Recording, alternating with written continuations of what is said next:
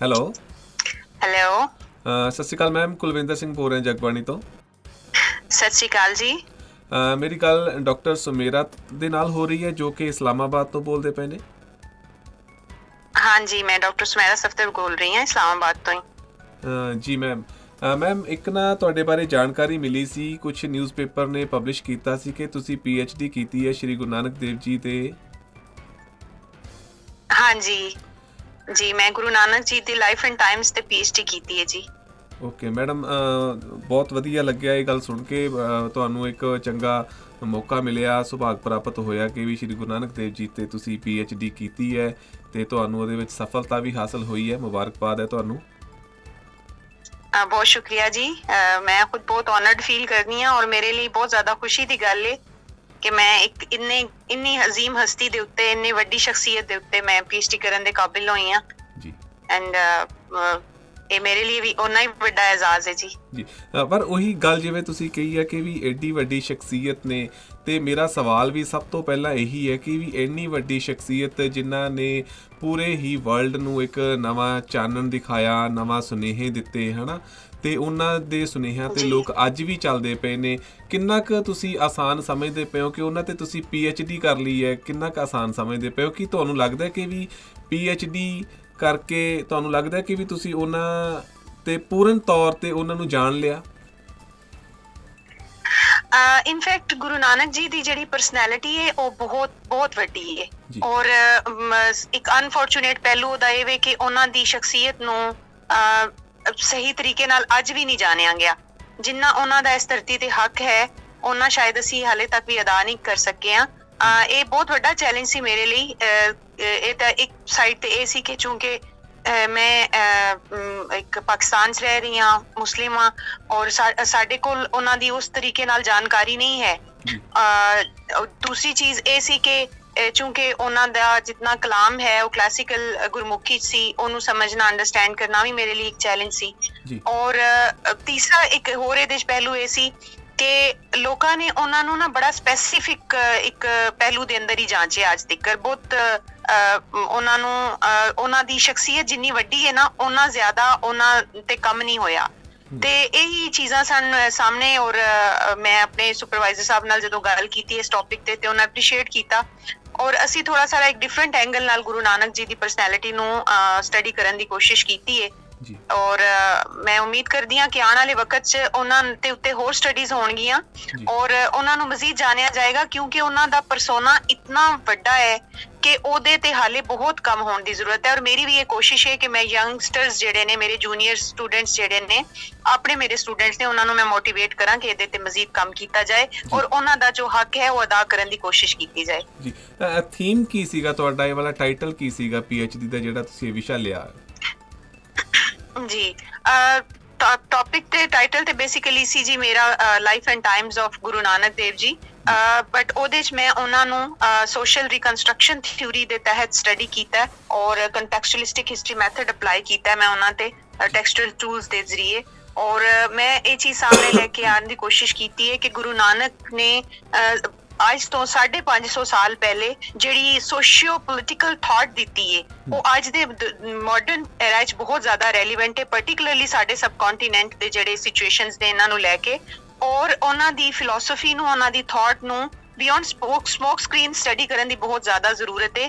ਔਰ ਉਹਨਾਂ ਦੀ ਜਿਹੜੀ ਥਿਊਰੀਜ਼ ਨੇ, ਉਹਨਾਂ ਦੀ ਜਿਹੜੀ ਫਿਲਾਸਫੀ ਹੈ, ਉਹਨੂੰ ਵੱਧ ਤੋਂ ਵੱਧ ਜਿਹੜਾ ਉਹਦੇ ਤੇ ਹੋਰ ਕੰਮ ਕਰਨ ਦੀ ਜ਼ਰੂਰਤ ਹੈ, ਕਿਉਂਕਿ ਜਿਹੜੀ ਉਹਨਾਂ ਨੇ ਅਨਾਰਕੀ ਦਾ ਪੀਰੀਅਡ ਸੀ, ਇੱਕ ਟ੍ਰਾਂਜ਼ੀਸ਼ਨ ਦਾ ਪੀਰੀਅਡ ਸੀ ਜਦੋਂ ਲੋਧੀਜ਼ ਦੀ ਹਕੂਮਤ ਖਤਮ ਹੋਈ ਹੈ ਇੰਡੀਆ ਦੇ ਵਿੱਚ ਔਰ ਬਾਬਰ ਆਇਆ ਹੈ, ਮੁਗਲਸ ਆ ਰਹੇ ਸਨ ਤੇ ਪੂਰੀ ਸੋਸਾਇਟੀ ਜਿਹੜੀ ਹੈ ਉਹ ਇਤਨੀ ਜ਼ਿਆਦਾ ਡਿਵਾਈਡਡ ਸੀ।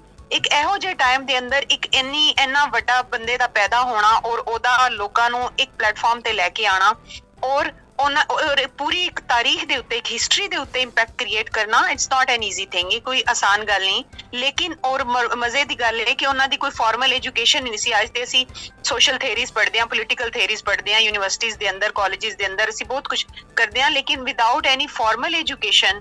ਉਹਨਾਂ ਦੀ ਇਤਨਾ ਵੱਡਾ ਜੀਨੀਅਸ ਸੀ ਉਹ ਕਿ ਉਹਨਾਂ ਨੇ 500 ਸਾਲ ਪਹਿਲੇ ਜਿਹੜੀ ਸੋਸ਼ੀਓ ਪੋਲੀਟੀਕਲ ਥਾਟ ਦਿੱਤੀ ਹੈ ਉਹ ਅੱਜ ਦੇ ਮਾਡਰਨ ਐਰਾ 'ਚ ਬਹੁਤ ਜ਼ਿਆਦਾ ਰੈਲੀਵੈਂਟ ਹੈ, ਪਾਰਟਿਕੂਲਰਲੀ ਸਾਡੇ ਸਬ ਕੰਟੀਨੈਂਟ ਦੇ ਜਿਹੜੇ ਸਿਚੁਏਸ਼ਨਸ ਨੇ ਇਹਨਾਂ ਨੂੰ ਲੈ ਕੇ। ਔਰ ਉਹਨਾਂ ਦੀ ਜਿਹੜੀ ਸੋਸ਼ੀਓ ਪੋਲੀਟੀਕਲ ਥਾਟ ਨੂੰ ਬਿਯੋਂਡ ਸਮੋਕ ਸਕਰੀਨ ਸਟੱਡੀ ਕਰਨ ਦੀ ਬਹੁਤ ਜ਼ਿਆਦਾ ਜ਼ਰੂਰਤ ਹੈ। ਔਰ ਉਹਨਾਂ ਦੀ ਫਿਲਾਸਫੀ ਨੂੰ, ਉਹਨਾਂ ਦੀ ਥਾਟ ਨੂੰ ਉਹਨੂੰ ਵੱਧ ਤੋਂ ਵੱਧ ਜਿਹੜਾ ਉਹਦੇ ਤੇ ਹੋਰ ਕੰਮ ਕਰਨ ਦੀ ਜ਼ਰੂਰਤ ਹੈ, ਕਿਉਂਕਿ ਜਿਹੜੀ ਉਹਨਾਂ ਨੇ ਉਸ ਜ਼ਮਾਨੇ ਦੇ ਅੰਦਰ ਸੋਸ਼ਲ ਰਿਕਨਸਟਰਕਸ਼ਨ ਦਾ ਜਿਹੜਾ ਹੈ ਉਹ ਵਿਚਾਰ ਕੀਤਾ ਔਰ ਉਹਨਾਂ ਨੇ ਡਿਵਾਈਡਡ ਕਮਿਊਨਿਟੀਜ਼ ਨੂੰ ਇੱਕ ਪਲੇਟਫਾਰਮ ਤੇ ਲੈ ਕੇ ਆਂਦਾ ਔਰ ਬਗੈਰ ਕਿਸੇ ਤੇ ਕੋਈ ਪਾਬੰਦੀ ਲਾਇਆ, ਬਗੈਰ ਕਿਸੇ ਤੇ ਉਹਨਾਂ ਨੇ ਲੋਕਾਂ ਨੂੰ ਇੱਕ ਖੂਬਸੂਰਤ ਜ਼ਿੰਦਗੀ, ਇੱਕ ਹਾਈ ਆਬਜੈਕਟਿਵ ਦੀ ਤਰਫ ਲੈ ਕੇ ਆਏ ਹੋ।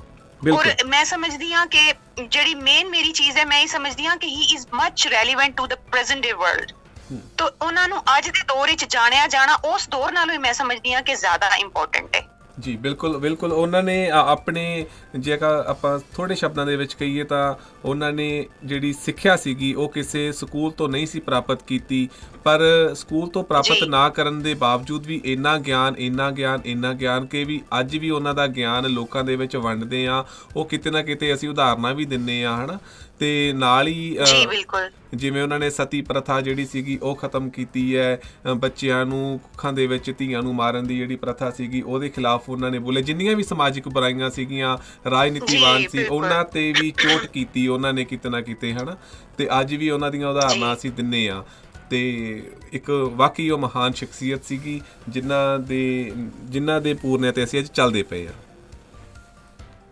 ਹਾਂਜੀ, ਔਰ ਦੂਸਰੀ ਇੱਕ ਕਹਿ ਲਓ ਕਿ ਜਿਹੜਾ ਮੇਰਾ ਆਬਜੈਕਟਿਵ ਹੈ ਮੇਰੀ ਸਟੱਡੀ ਦਾ, ਉਹ ਇਹ ਹੈ ਕਿ ਸਾਡੇ ਸਟੇਟ ਦੇ ਅੰਦਰ ਵੀ ਗੁਰੂ ਨਾਨਕ ਜੀ ਨੂੰ ਜਾਣਿਆ ਜਾਣਾ ਬਹੁਤ ਜ਼ਰੂਰੀ ਹੈ, ਕਿਉਂਕਿ ਇਹ ਉਹ ਧਰਤੀ ਹੈ ਜਿਹਦੇ ਤੇ ਉਹ ਪੈਦਾ ਹੋਏ ਔਰ ਇਸੇ ਧਰਤੀ ਤੇ ਉਹਨਾਂ ਨੇ ਆਪਣੇ ਆਖਰੀ ਸਾਹ ਲਏ ਔਰ ਇਸ ਧਰਤੀ ਨਾਲ ਉਹਨਾਂ ਦਾ ਜੋੜ, ਉਹਨਾਂ ਦਾ ਸੰਬੰਧ ਬਹੁਤ ਗਹਿਰਾ ਹੈ, ਬਹੁਤ ਜ਼ਿਆਦਾ ਹੈ, ਬਹੁਤ ਡੀਪ ਹੈ। ਇਸ ਲਈ ਸਾਡੇ ਕੋਲ ਜਿਹੜੀ ਉਹਨਾਂ ਦੀ ਲੈਗੇਸੀ ਹੈ, ਸਾਡੇ ਕੋਲ ਜਿਹੜਾ ਉਹਨਾਂ ਦਾ ਹੈਰੀਟੇਜ ਹੈ, ਉਹਨਾਂ ਦੀ ਹਿਸਟਰੀ ਹੈ, ਉਹਨੂੰ ਜਾਣਨਾ ਔਰ ਉਸ ਤੋਂ ਬਾਅਦ ਉਹਨੂੰ ਪ੍ਰੀਜ਼ਰਵ ਕਰਨਾ, ਉਹਨੂੰ ਮਹਿਫੂਜ਼ ਕਰਨਾ ਆਉਣ ਵਾਲੀਆਂ ਨਸਲਾਂ ਲਈ, ਔਰ ਆਉਣ ਵਾਲੀਆਂ ਨਸਲਾਂ ਨੂੰ ਉਹਨਾਂ ਦੇ ਬਾਰੇ ਬਿਹਤਰ ਜਾਣਕਾਰੀ ਦੇਣਾ ਬਹੁਤ ਜ਼ਰੂਰੀ ਹੈ। ਜੀ ਬਿਲਕੁਲ, ਮੈਨੂੰ ਇਹ ਤੁਹਾਡੀ ਗੱਲ ਬਹੁਤ ਵਧੀਆ ਲੱਗੀ। ਇੱਕ ਤੁਸੀਂ ਮੁਸਲਿਮ ਪਰਿਵਾਰ ਤੋਂ ਹੋ ਕੇ ਵੀ, ਹੈ ਨਾ, ਚਲੋ ਉਹਨਾਂ ਚੀਜ਼ਾਂ ਨੂੰ ਦੇਖਦੇ ਹੋ, ਸਿੱਖ ਧਰਮ ਨੂੰ ਮੰਨਦੇ ਹੋ, ਅਤੇ ਤੁਹਾਨੂੰ ਇਹਨਾਂ ਚੀਜ਼ਾਂ ਨੂੰ ਲੈ ਕੇ ਕਿੰਨਾ ਕੁ ਔਖਾ ਲੱਗਿਆ? ਲੋਕਾਂ ਦੇ ਵੱਲੋਂ ਕਿਸ ਤਰ੍ਹਾਂ ਦਾ ਰਿਸਪੌਂਸ ਮਿਲਿਆ? ਜਿਹੜੇ ਤੁਹਾਡੇ ਪਰਿਵਾਰ ਦੇ ਮੈਂਬਰ ਨੇ ਉਹਨਾਂ ਨੇ ਕਿਸ ਤਰ੍ਹਾਂ ਦਾ ਰਿਸਪੌਂਸ ਦਿੱਤਾ ਤੁਹਾਨੂੰ?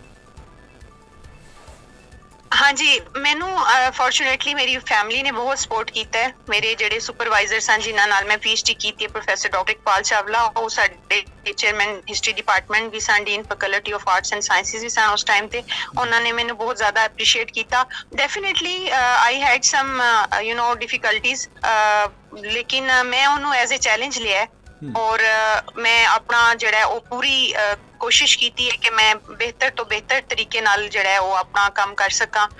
ਲੋਕਾਂ ਵਿੱਚ ਐਕਸੈਪਟੇਬਿਲਿਟੀ ਹੈ ਜੀ।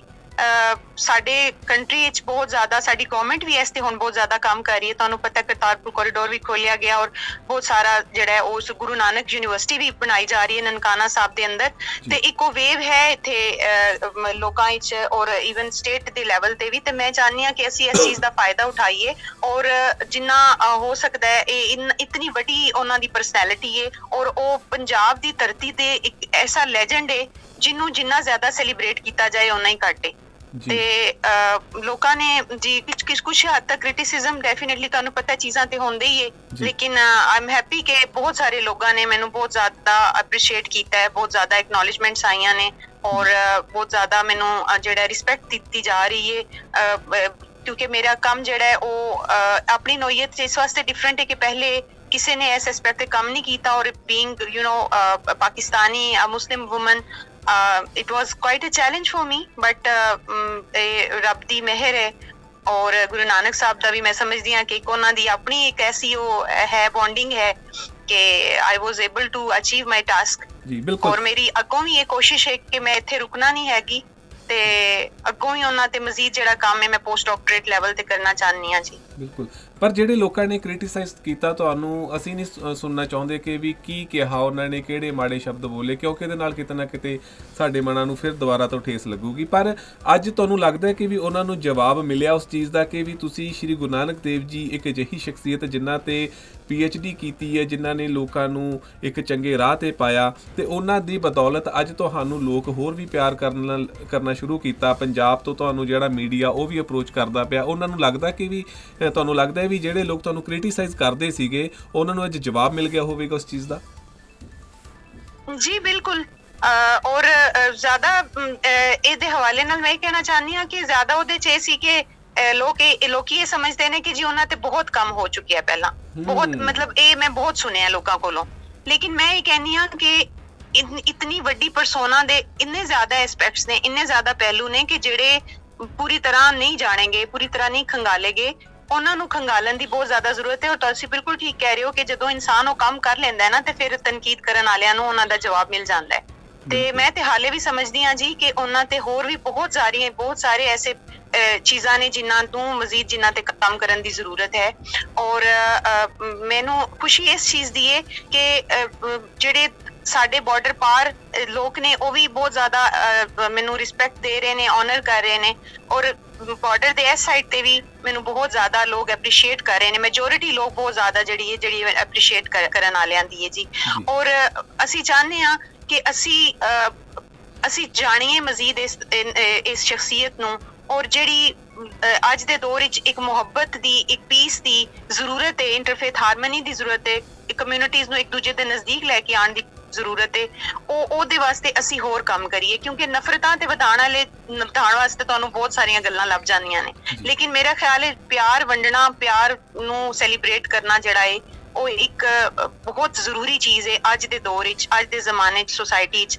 ਔਰ ਮੇਰਾ ਖਿਆਲ ਹੈ ਕਿ ਜਦੋਂ ਅਸੀਂ ਇੱਕ ਦੂਜੇ ਦੀ ਥਾਟਸ ਨੂੰ, ਇੱਕ ਦੂਜੇ ਦੇ ਨਜ਼ਰੀਆਤ ਨੂੰ, ਸੋਚ ਨੂੰ ਅਸੀਂ ਸਮਝਣ ਦੀ ਕੋਸ਼ਿਸ਼ ਕਰਦੇ ਹਾਂ, ਤੇ ਡੈਫੀਨੇਟਲੀ ਅਸੀਂ ਇੱਕ ਦੂਜੇ ਦੇ ਨਜ਼ਦੀਕ ਆਉਂਦੇ ਹਾਂ, ਇੱਕ ਦੂਜੇ ਨੂੰ ਅਸੀਂ ਬਿਹਤਰ ਤਰੀਕੇ ਨਾਲ ਸਮਝ ਸਕਦੇ ਹਾਂ। ਐਂਡ ਬਹੁਤ ਜ਼ਰੂਰੀ ਹੈ। ਜਦੋਂ ਤੱਕ ਜੀ ਇੰਟਰਫੇਥ ਡਾਇਲੋਗ ਨਹੀਂ ਹੋਣਾ ਨਾ, ਉਦੋਂ ਤੱਕ ਜਿਹੜੀ ਅੱਜ ਦੇ ਦੌਰ ਵਿੱਚ ਕੌਨਫਲਿਕਟ ਚੱਲ ਰਹੇ ਨੇ ਉਹ ਖਤਮ ਨਹੀਂ ਹੋਣੇ ਜੀ। ਬਿਲਕੁਲ। ਤੇ ਇਸ ਲਈ ਮੈਂ ਉਮੀਦ ਕਰਦੀ ਹਾਂ ਕਿ ਹੋਰ ਵੀ ਲੋਕ ਜਿਹੜੇ ਨੇ ਉਹ ਇਸ ਚੀਜ਼ ਨਾਲ ਆਣਗੇ ਔਰ ਇੱਕ ਦੂਜੇ ਨੂੰ ਸਮਝਣ ਦੀ, ਪੀਸਫੁਲੀ ਇੱਕ ਦੂਜੇ ਦੀ ਥਾਟ ਨੂੰ, ਇੱਕ ਦੂਜੇ ਦੇ ਲੈਜੈਂਡਸ ਨੂੰ, ਇੱਕ ਦੂਜੇ ਦੀ ਪਰਸਨੈਲਿਟੀਜ਼ ਨੂੰ ਅੰਡਰਸਟੈਂਡ ਕਰਨ ਦੀ ਕੋਸ਼ਿਸ਼ ਕੀਤੀ ਜਾਏਗੀ। ਤੇ ਮੁਹੱਬਤ ਜਿਹੜੀ ਹੈ, ਪੀਸ ਜਿਹੜਾ ਹੈ, ਇੰਟਰਫੇਥ ਹਾਰਮਨੀ ਜਿਹੜੀ ਹੈ ਉਹ ਮਜ਼ੀਦ ਜਿਹੜੀ ਉਹ ਫੈਲੇਗੀ। ਲੋਕਾਂ ਨੂੰ ਇੱਕ ਅੱਛੀ ਜ਼ਿੰਦਗੀ ਮਿਲੇਗੀ ਬਜਾਏ ਇਸ ਤੇ ਕਿ ਲੜਾਈ ਹੋਏ, ਵਾਰ ਹੋਏ, ਇਸ ਤਰ੍ਹਾਂ ਦੀਆਂ ਚੀਜ਼ਾਂ ਹੋਣ ਜੀ।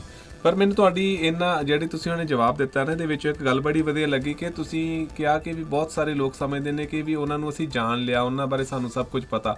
ਪਰ ਅੱਜ ਤੁਹਾਡੀ ਇਸ ਗੱਲ ਤੋਂ, ਮੈਂ ਆਪ ਖੁਦ ਇੱਕ ਸਿੱਖ ਪਰਿਵਾਰ ਦੇ ਨਾਲ ਸੰਬੰਧ ਰੱਖਦਾ ਵਾਂ, ਮੈਨੂੰ ਅੱਜ ਤੁਹਾਡੀ ਇਸ ਗੱਲ ਤੋਂ ਅਹਿਸਾਸ ਹੋਇਆ ਕਿ ਵਾਕਈ ਅਸੀਂ ਉਹਨਾਂ ਨੂੰ ਚੰਗੀ ਤਰ੍ਹਾਂ ਨਹੀਂ ਜਾਣਿਆ। ਅਸੀਂ ਉਹਨਾਂ ਦੀ, ਮੈਂ ਖੁਦ ਨਹੀਂ ਬਾਣੀ ਉਹਨਾਂ ਦੀ ਪ੍ਰੋਪਰ ਢੰਗ ਦੇ ਨਾਲ ਪੜ੍ਹੀ, ਹੈ ਨਾ। ਇੱਥੇ ਵੀ ਕਿੰਤੂ ਪਰੰਤੂ ਕਈ ਗੱਲਾਂ ਤੇ ਹੋ ਜਾਂਦਾ ਵਾ, ਹੈ ਨਾ। ਤੇ ਪਰ ਮੈਨੂੰ ਵਾਕਈ ਤੁਹਾਡੀ ਇਹ ਗੱਲ ਬਹੁਤ ਵਧੀਆ ਲੱਗੀ ਕਿ ਵੀ ਵਾਕਈ ਉਹਨਾਂ ਤੇ ਹਾਲੇ ਕੰਮ ਨਹੀਂ ਹੋਇਆਗਾ, ਅਸੀਂ ਉਹਨਾਂ ਨੂੰ ਨਹੀਂ ਜਾਣ ਪਾਏ, ਕਿਉਂਕਿ ਉਹ ਤਾਂ ਇੱਕ ਆਪ ਖੁਦ ਮਾਲਕ ਨੇ ਇਸ ਜਹਾਨ ਦੇ, ਹਨਾ ਜੀ। ਇਹੀ ਹੈ ਜੀ, ਮੇਰੀ ਵੀ ਕੋਸ਼ਿਸ਼ ਹੈ ਕਿ ਮੈਂ ਨਾ ਆਪਣਾ ਕੰਮ ਬੁੱਕ ਫਾਰਮ ਵਿੱਚ ਲੈ ਕੇ ਆਵਾਂ, ਕਿਤਾਬ ਦੀ ਸ਼ਕਲ ਵਿੱਚ ਲੈ ਕੇ ਆਵਾਂ, ਤਾਂ ਕਿ ਉਹਨੂੰ ਜ਼ਿਆਦਾ ਲੋਕੀ ਪੜ੍ਹ ਸਕਣ। ਔਰ ਜਲਦੀ ਮੈਂ ਇਹਦੇ ਤੇ ਕੰਮ ਸ਼ੁਰੂ ਕਰ ਰਹੀ ਹਾਂ। ਔਰ ਮੈਂ ਉਮੀਦ ਕਰਦੀ ਹਾਂ ਕਿ ਆਉਣ ਵਾਲੇ ਵਕਤ ਵਿੱਚ ਮੈਂ ਪੋਸਟ ਡਾਕਟਰੇਟ ਵੀ ਕਰਾਂਗੀ, ਔਰ ਮੇਰੇ ਤੋਂ ਬਾਅਦ ਵੀ ਆਉਣ ਵਾਲੇ ਜਿਹੜੇ ਲੋਕ ਨੇ ਉਹ ਕੰਮ ਕਰਨ ਦੇ, ਤੇ ਅਸੀਂ ਉਹਨਾਂ ਨੂੰ ਮਜ਼ੀਦ ਅੱਛੇ ਤਰੀਕੇ ਨਾਲ ਜਾਣਨ ਦੀ ਕੋਸ਼ਿਸ਼ ਕਰਾਂਗੇ। ਔਰ ਇਹਦੇ ਨਾਲ ਮੈਂ ਵੀ ਉਮੀਦ ਕਰਦੀ ਹਾਂ ਕਿ ਲੋਕ ਉਹਨਾਂ ਦੀ ਜਿਹੜੀ ਅਸਲ ਥਾਟ ਹੈ, ਜਿਹੜੀ ਸੋਚ ਹੈ, ਉਹਨੂੰ ਅੰਡਰਸਟੈਂਡ ਕਰਨ ਦੀ ਕੋਸ਼ਿਸ਼ ਕਰਨ ਔਰ ਉਹਨੂੰ ਫੋਲੋ ਕਰਨ ਦੀ ਕੋਸ਼ਿਸ਼ ਕਰਨ, ਜਿਹੜੀ ਅੱਜ ਦੇ ਦੌਰ ਵਿੱਚ ਬਹੁਤ ਜ਼ਰੂਰੀ ਹੈ। ਕਿਉਂਕਿ ਸਾਡੇ ਜਿੰਨੇ ਬਜ਼ੁਰਗ ਹੋਏ ਨੇ ਇਸ ਧਰਤੀ ਦੇ ਉੱਤੇ, ਉਹਨਾਂ ਨੇ ਪਿਆਰ ਦੇ ਹੀ ਪੈਗਾਮ ਦਿੱਤਾ ਹੈ ਜੀ। ਔਰ ਉਸੇ ਪੈਗਾਮ ਨੂੰ ਅੱਗੇ ਲੈ ਕੇ ਚੱਲਣਾ ਸਾਡੀ ਜ਼ਿੰਮੇਵਾਰੀ ਹੈ। ਆਉਣ ਵਾਲੀਆਂ ਨਸਲਾਂ ਲਈ ਅਸੀਂ ਇਹੀ ਕਰ ਸਕਦੇ ਹਾਂ ਜੀ। ਅੱਛਾ ਮੈਮ, ਤੁਹਾਨੂੰ ਜਿਵੇਂ ਗੁਰਬਾਣੀ ਦੇ ਵਿੱਚੋਂ ਜਪਜੀ ਸਾਹਿਬ, ਜਾਪ ਸਾਹਿਬ ਜਾਂ ਸ਼੍ਰੀ ਗੁਰੂ ਗ੍ਰੰਥ ਸਾਹਿਬ ਜੀ ਦੇ ਵਿੱਚੋਂ ਕੁਝ ਚੀਜ਼ਾਂ ਤੁਸੀਂ ਪੜ੍ਹੀਆਂ ਵਾ, ਬਾਣੀ ਪੜ੍ਹੀ ਹੈ? ਜੀ ਮੈਂ ਬਾਣੀ ਪੜ੍ਹੀ ਹੈ ਜੀ। ਔਰ ਮੇਰਾ ਜਿਹੜੀ ਮੈਂ ਤੁਹਾਨੂੰ ਦੱਸਿਆ, ਐਕੈਡਮੀਆ ਦੇ ਅੰਦਰ ਸਾਡੀ ਜਿਹੜੀ ਐਕੈਡੈਮਿਕ ਲੈਂਗੁਏਜ ਹੈ ਉਹ ਇੰਗਲਿਸ਼ ਹੈ, ਤੁਸੀਂ ਜਾਣਦੇ ਹੋ। ਤੇ ਮੈਂ ਜਿਹੜਾ ਮੇਰਾ ਥੀਸਿਸ ਦੇ ਦੌਰਾਨ ਜਿਹੜੀ ਜ਼ਿਆਦਾ ਮੇਰੀ ਕੰਸਲਟੇਸ਼ਨ ਸਨ, ਉਹ ਜਿਹੜੀਆਂ ਐਕਨੋਲੇਜਡ ਇੰਗਲਿਸ਼ ਟ੍ਰਾਂਸਲੇਸ਼ਨਸ ਨੇ, ਮੈਂ ਉਹਨਾਂ ਨੂੰ ਯੂਟੀਲਾਈਜ਼ ਕੀਤਾ। ਬਟ ਯੈਸ, ਮੈਂ ਆਈ ਹੈਵ ਰੈਡ ਦ ਗ੍ਰੰਥ ਸਾਹਿਬ, ਔਰ ਜਿਹੜਾ ਉਹਨਾਂ ਦਾ ਗੁਰਬਾਣੀ ਹੈ ਉਹਨੂੰ ਮੈਂ ਪੜ੍ਹਿਆ ਹੈ, ਉਹਦੀ ਟ੍ਰਾਂਸਲੇਸ਼ਨਸ ਵੀ ਪੜ੍ਹੀਆਂ ਨੇ। ਔਰ ਮੈਨੂੰ ਬਹੁਤ ਇੰਪ੍ਰੈਸ ਕੀਤਾ ਹੈ ਉਹਨਾਂ ਦੀ ਜਿਹੜੀ ਲੈਂਗੁਏਜ ਹੈ, ਜਿਹੜੀ ਉਹਨਾਂ ਦੀ ਥਾਟ ਹੈ ਉਹਨੇ।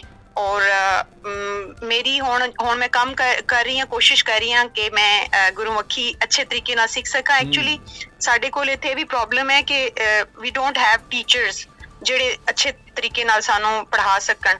ਔਰ ਇਹੀ ਮੇਰੀ ਅੱਗੋਂ ਕੋਸ਼ਿਸ਼ ਹੈ ਕਿ ਲੋਕ ਹੀ ਇਸ ਬਾਰੇ 'ਚ ਜਾਣਨ ਔਰ ਇਹਨੂੰ ਜਿਹੜਾ ਇੱਥੇ ਲੋਕਾਂ ਨੂੰ ਐਸੇ ਲੋਕ ਆਉਣ ਜਿਹੜੇ ਕਿ ਇਹ ਚੀਜ਼ਾਂ ਪੜ੍ਹਾ ਸਕਣ, ਸਿਖਾ ਸਕਣ। ਐਂਡ ਆਈ ਹੋਪ ਕਿ ਜਿਹੜੀ ਗੁਰੂ ਨਾਨਕ ਯੂਨੀਵਰਸਿਟੀ ਬਣ ਰਹੀ ਹੈ ਉਹਦੇ ਅੰਦਰ ਇਸ ਚੀਜ਼ ਉੱਤੇ ਕੰਮ ਕੀਤਾ ਜਾਏਗਾ, ਕਿਉਂਕਿ ਸਾਡੀ ਵੱਡੀ ਲਿਮਿਟੇਸ਼ਨ ਹੀ ਓਬਵੀਅਸਲੀ ਜਿਹੜੀ ਹੈ ਉਹ ਲੈਂਗੁਏਜ ਪ੍ਰੋਬਲਮ ਹੈ।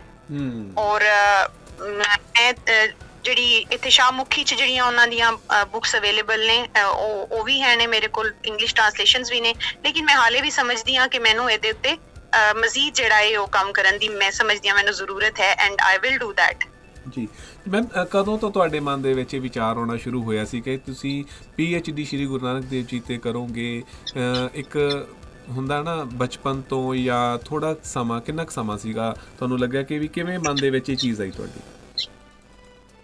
ਹਾਂਜੀ, ਨਹੀਂ ਅਸਲ 'ਚ ਜਦੋਂ ਅਸੀਂ ਛੋਟੇ ਸਾਂ ਨਾ ਤੇ ਸਾਡੀ ਨਾਨੀ ਮਾਂ ਬਜ਼ੁਰਗਾਂ ਕੋਲੋਂ ਜਾਣਕਾਰੀ ਮਿਲਦੀ ਸੀ, ਜਦੋਂ ਪਾਰਟੀਸ਼ਨ ਤੋਂ ਪਹਿਲੇ ਇੱਥੇ ਸਿੱਖਸ ਔਰ ਮੁਸਲਿਮਸ ਇਕੱਠੇ ਰਹਿ ਰਹੇ ਸਨ ਐਂਡ ਕਿਸ ਤਰੀਕੇ ਨਾਲ ਉਹ ਰਹਿੰਦੇ ਸਨ ਔਰ ਕਿੰਨਾ ਪਿਆਰ ਸੀ ਆਪਸ ਵਿੱਚ। ਔਰ ਇਹ ਗੱਲਾਂ ਤੇ ਅਸੀਂ ਨੋ ਡਾਊਟ ਬਚਪਨ 'ਚ ਸੁਣਦੇ ਆਏ ਹਾਂ, ਲੇਕਿਨ ਗੁਰੂ ਨਾਨਕ ਜੀ ਨਾਲ ਮੇਰੀ ਵਾਕਫੀਅਤ ਜਿਹੜੀ ਹੈ ਉਹ ਕਹਿ ਲਓ ਕਿ ਤੁਸੀਂ ਜਦੋਂ ਮੈਂ ਕਾਲਜ ਲੈਵਲ ਤੇ ਔਰ ਅੱਗੇ ਯੂਨੀਵਰਸਿਟੀ ਲੈਵਲ ਤੇ ਗਈ ਹਾਂ ਉਦੋਂ ਪੈਦਾ ਹੋਈ, ਕਿਉਂਕਿ ਜਦੋਂ ਮੈਂ ਹਿਸਟਰੀ ਦੀ ਸਟੂਡੈਂਟ ਹਾਂ ਔਰ ਹਿਸਟਰੀ ਦੀ ਮੈਂ ਪ੍ਰੋਫੈਸਰ ਵੀ ਹਾਂ। ਜਦੋਂ ਮੈਂ ਮਤਲਬ ਸੂਫੀ ਥਾਟ ਨੂੰ ਪੜ੍ਹ ਰਹੀ ਸਾਂ ਤੇ ਉਹਦੇ 'ਚ ਮੈਂ ਗੁਰੂ ਨਾਨਕ ਜੀ ਨੂੰ ਵੀ ਪੜ੍ਹਿਆ ਥੋੜਾ ਜਿੰਨਾ, ਔਰ ਮੇਰੀ ਫਿਰ ਉਹਦੇ 'ਚ ਬਹੁਤ ਜ਼ਿਆਦਾ ਨਾ ਇੰਟਰਸਟ ਪੈਦਾ ਹੋਈ, ਕਿਉਂਕਿ ਉਹਨਾਂ ਦਾ ਜਿਹੜਾ ਅਸੀਂ ਲਾਈਕ ਸਕੂਲ ਲੈਵਲ ਤੇ ਪੜ੍ਹਦੇ ਹਾਂ ਉਹ ਬਹੁਤ ਇੱਕ ਥੋੜਾ ਜਿੰਨਾ ਇੱਕ ਕਹਿ ਲਓ ਕਿ ਉਹਦੇ 'ਚ ਕੋਈ ਜ਼ਿਆਦਾ ਇਨਫੋਰਮੇਸ਼ਨ ਨਹੀਂ ਹੈ, ਲੇਕਿਨ ਹਾਇਰ ਲੈਵਲ ਤੇ ਜਾ ਕੇ ਮੈਨੂੰ ਥੋੜਾ ਸਾਰਾ ਜ਼ਿਆਦਾ ਉਹਨੂੰ ਪੜ੍ਹਨ ਦਾ ਮੌਕਾ ਮਿਲਿਆ ਤੇ ਮੇਰੀ ਉਹਦੇ 'ਚ ਹੋਰ ਜ਼ਿਆਦਾ ਇੰਟਰਸਟ ਡਿਵੈਲਪ ਹੋਈ। ਔਰ ਫਿਰ ਮੈਂ ਦੇਖਿਆ ਕਿ ਕੀ ਸਾਡੇ ਮੁਲਕ 'ਚ ਇਹਦੇ ਤੇ ਕੰਮ ਹੋਇਆ, ਬਟ ਅਨਫੋਰਚੂਨੇਟਲੀ ਸਾਡੇ ਮੁਲਕ 'ਚ ਇਸ ਤੋਂ ਪਹਿਲੇ ਇਸ ਗੁਰੂ ਨਾਨਕ ਜੀ ਤੇ ਕੋਈ ਮਤਲਬ ਇਸ ਤਰੀਕੇ ਨਾਲ ਨਾ ਮੈਨੂੰ ਕੰਮ ਨਹੀਂ ਮਿਲਿਆ ਹੋਇਆ, ਛੋਟੇ ਮੋਟੇ ਲਾਈਕ ਆਰਟੀਕਲਸ ਜਾਂ ਬੁੱਕਸ ਤੇ, ਲੇਕਿਨ ਐਕੈਡਮੀਆ 'ਚ PhD ਲੈਵਲ ਤੇ ਕੋਈ ਕੰਮ ਜਾਂ MPhil ਲੈਵਲ ਤੇ ਵੀ ਮੈਨੂੰ ਕੋਈ ਖਾਸ ਕੰਮ ਨਹੀਂ ਮਿਲਿਆ ਹੋਇਆ।